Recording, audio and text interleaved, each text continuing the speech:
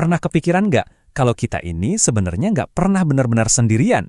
Yap, hari ini kita bakal menyelami dunia yang nggak kasat mata, tapi ada di mana-mana, bahkan di dalam tubuh kita sendiri, dunia bakteri. Yuk, kita intip bareng-bareng siapa sih sebenarnya penghuni terkecil di planet kita ini. Coba deh bayangin, saat ini juga ada jutaan bakteri di kulit kamu, ada miliaran lagi yang lagi sibuk bantu mencerna makanan di usus kamu, dan ada di setiap gagang pintu yang kamu pegang. Makhluk super kecil ini benar-benar menyelimuti dunia kita, termasuk badan kita sendiri. Mereka itu, ya, teman sekamar kita yang tak terlihat. Nah, ini dia pertanyaan besarnya. Karena mereka ada di mana-mana dan dekat banget sama kita, mereka ini sebetulnya teman yang membantu atau jangan-jangan musuh dalam selimut yang harus kita waspadai. Mari kita cari tahu jawabannya. Oke, sebelum kita memutuskan mereka ini baik atau jahat, kita perlu kenalan dulu kan, apa sih sebenarnya bakteri itu, dan apa yang bikin mereka jadi makhluk yang luar biasa kuat. Hal paling dasar tentang bakteri adalah mereka itu prokariot. Gampangnya gini, sel mereka itu strukturnya lebih simpel dari sel kita. Nggak ada tuh ruang-ruang khusus yang dibungkus membran. Tapi jangan salah sangka, justru kesederhanaan inilah yang jadi kekuatan super mereka. Bikin mereka bisa beradaptasi dan berkembang biak dengan kecepatan yang gila-gilaan. Sekarang, ayo kita bedah salah satu dari mereka. Anggap aja kita lagi ngintip isi toolkit dari sebuah mesin penyintas yang paling canggih di alam semesta. Nah, lihat deh, ini cetak birunya bakteri. Setiap bagian yang kamu lihat di sini adalah alat canggih yang udah diasah selama miliaran tahun untuk satu tujuan utama, bertahan hidup. Kita mulai dari bagian paling luar ya. Di bagian luar, mereka punya 3 aksesoris utama. Ada flagella, ini tuh kayak baling-baling kapal buat mereka bergerak. Terus ada pili, rambut-rambut kecil yang fungsinya kayak lem super buat nempel di mana-mana. Dan kapsul, ini semacam jubah lendir pelindung yang bikin mereka tahan banting dari kekeringan atau serangan. Jauh di dalam selnya ada senjata rahasia, plasmid. Anggap aja ini semacam flash disk genetik. Bentuknya lingkaran DNA kecil, dan ini sering banget bawa cheat code atau power up spesial. Misalnya, kemampuan buat kebal sama antibiotik. Nah, ini juga penting banget. Nggak semua bakteri punya baju zirah yang sama. Para ilmuwan membaginya jadi 2. Gram positif yang dindingnya tebal dan kuat. Lalu ada gram negatif. Dindingnya lebih tipis tapi punya lapisan pelindung ekstra di luar.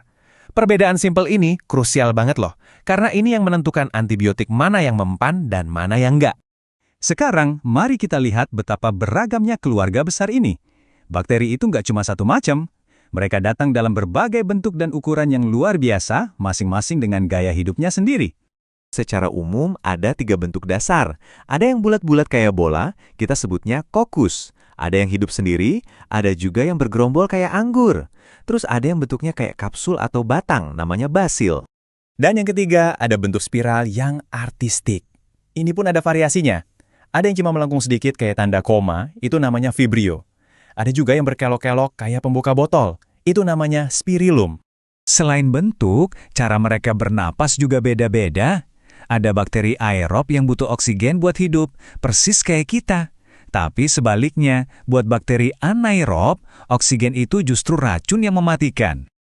Oke, kita udah kenalan sama para pemainnya, udah paham juga anatominya. Sekarang waktunya kembali ke pertanyaan awal kita dan menimbang semua bukti. Jadi, mereka ini teman atau lawan? Mari kita lihat faktanya. Di satu sisi, banyak banget bakteri yang jadi teman kita. Mereka bantu kita mencerna makanan, mereka jadi koki di balik yogurt dan keju, dan mereka itu tim kebersihannya alam. Tapi di sisi lain, mereka bisa jadi lawan yang tangguh, menyebabkan penyakit, bikin makanan jadi basi, dan yang paling serem, mereka bisa jadi kebal sama antibiotik. Jadi, gimana caranya mereka bisa jadi begitu sukses dan menyebar luas? Kekuatan super mereka itu ada 2, kemampuan buat berkembang biak secepat kilat, dan kemampuan buat saling berbagi rahasia genetik. Cara utama mereka berkembang biak itu simpel banget, namanya pembelahan biner. Intinya, mereka mengkloning diri sendiri. DNA-nya disalin, selnya memanjang terus plak, membelah jadi 2. Dalam kondisi ideal, satu bakteri bisa jadi miliaran cuma dalam hitungan jam. Cepat banget kan? Tapi, mengkloning diri bukan satu-satunya trik mereka. Mereka juga bisa tukar-menukar informasi genetik. Ada 3 cara utama. Transformasi, di mana mereka memungut potongan DNA dari lingkungan. Transduksi, di mana virus jadi semacam kurir genetik. Dan konjugasi, Ini kayak jabat tangan langsung antar bakteri buat transfer data. Nah, yang kiri ini contoh transduksi. Virus nggak sengaja bawa potongan DNA dari satu bakteri dan menyuntikannya ke bakteri lain. Kalau yang kanan, itu konjugasi. Satu bakteri bikin jembatan kecil ke bakteri lain buat ngasih salinan plasmidnya, senjata rahasia genetik yang tadi kita bahas. Semua proses berbagi ini punya nama keren, transfer gen horizontal. Dan ini adalah internet super cepatnya dunia bakteri.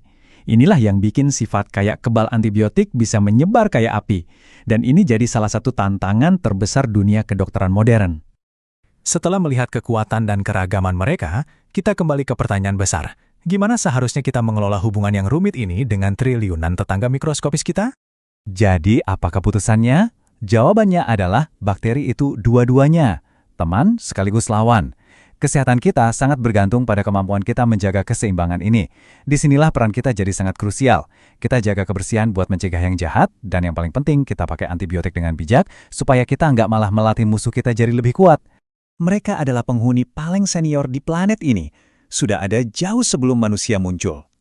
Pertanyaan yang tersisa buat kita renungkan adalah, dengan kekuatan adaptasi mereka yang luar biasa, gimana caranya kita bisa memastikan kita bisa hidup berdampingan secara harmonis dengan mereka di masa depan?